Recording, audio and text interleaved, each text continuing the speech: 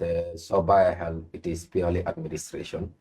Why Sibil Lolu su ñëwee si Salacha bi wala méngoo na ak loi.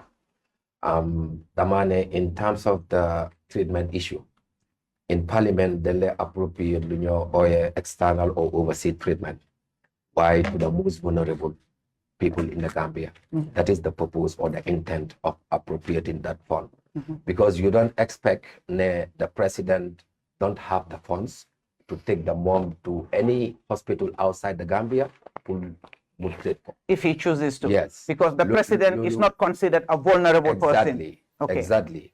And the surprising part is Supekene Sane, that was requested through that channel. One would have wondered, come like Luta president bi wara def lolu.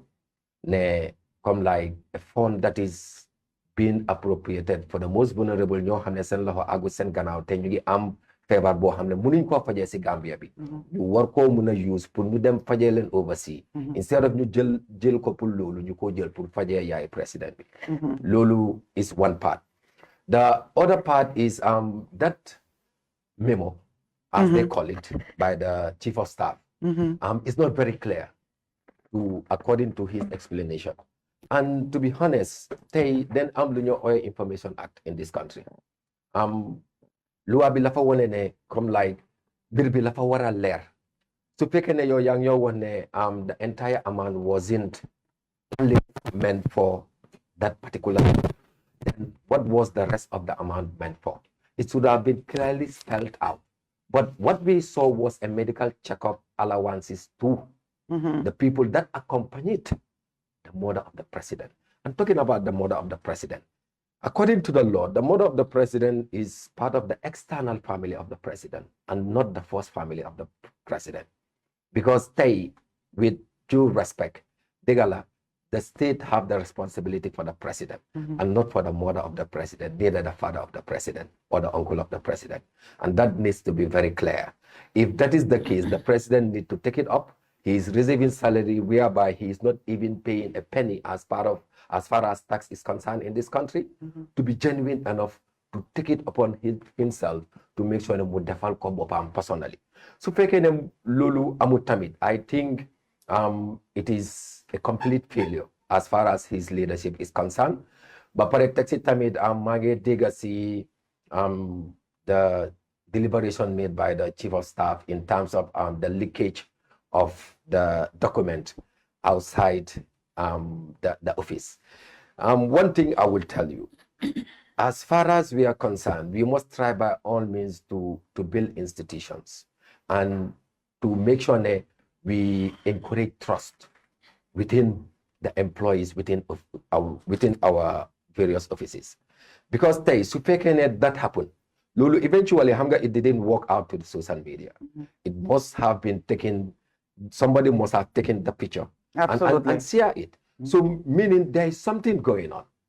And that particular person, whoever did this, to be honest, Purman, is not about like lum def nonu is misconduct. But to be honest, that is exposing the wrong thing that this current government is doing in terms of the management of our public funds. Because these are taxpayers' money that I myself, each and every one of you on this platform is paying to the Gambian government to run this country. And the thing is, we are not in parliament to appropriate funds when it is not fit for purpose.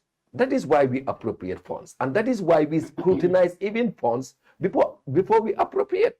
So meaning in every budget, and that even triggered the issue of amending the constitution to have more time, at least 2 months, to consider the budget before we approve it. More waral lol.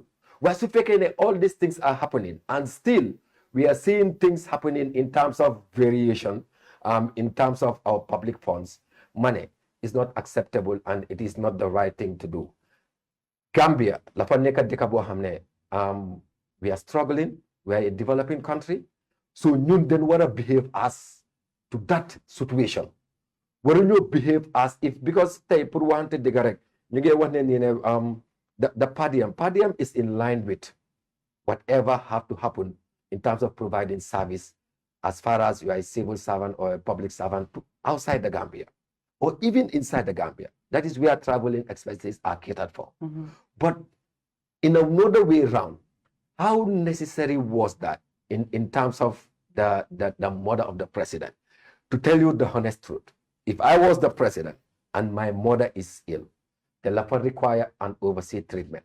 I need no Gambian fund to do that, as far as I'm concerned.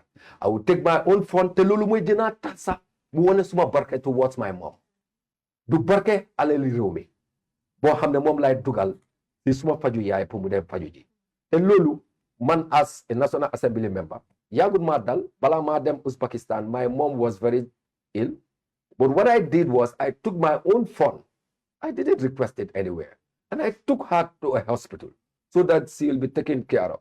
At the end of the day, all the burden comes back to me. Why tamit in return? Yàlla moo maa fay du doon doomi aadama ak barke yaay. So lii dafa neex ci xol sax. Man lii duma toog di ko braguer sax ne I use state fund pour faj suma njaboot. Loolu ñaanuma ko yàlla sax. Even though su fekkee ne sane te man gisuma ko fenn foo xam ne loi bi wax na ne da nga war a jël state fund pour nga faj sa njaboot.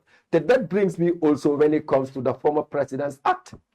Lii is a clear manifestation why National Assembly members like me marched out of Parliament and boycotted that extraordinary session. Because part of that act clearly states that as an ex-president, so favor overseas treatment by them, state be more responsible. Konte yo, as a sitting president, do Musa Halat will enhance the healthcare system of this country. And this is a clear manifestation of what is happening right now. We are exposing ourselves. Because the fact of the matter is, I am vindicated. I am vindicated in a sense that I stood for my people in making them realize that it is important to put the proper structures and resources in place to take care of our healthcare system in this country. Why do we need to get out of this country just to be treated? We have seen a country like Senegal, and guess what? A country like Senegal, come like our closest neighbor. We are just like a point in Senegal. Can you imagine? You were issues your hamne. We cannot do it anywhere without going to Senegal. Ñun suñ ngor wan nañ ko seetaat bu baax especially ñun as authorities, as apex authority, wan nañoo put proper structures and resources in place instead of ñu ko use personally di yaha aleli réew mi nañ ko put into good use pour legacy bi képp koo xam ne parce que man my intention is képp koo xam ne yow président nga si réew mi war nga am intention ne man su ma demee ba nekk président ba génn fii su fekkee ne sa ne yàlla la ma teg natu feebar boo xam ne dañ ma war a opérer ñaan naa yàlla with the proper health system bu ma put in place ñu take care man biir Gambia not outside Gambia. That is your legacy. waaye su fekkee ne yow président bi yaa ngi xalaat ne man su ma feebaree legacy bi I can go to anywhere in the world ba pare tax it I will use Gambians money to be treated even after presidency, then you are not ready to put any proper healthcare system in this country. So Lila Aman will contribute to